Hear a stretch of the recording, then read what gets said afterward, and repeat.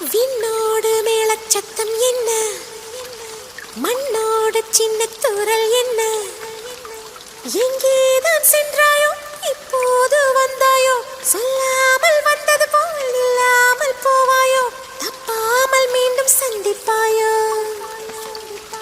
நீ வரும்போது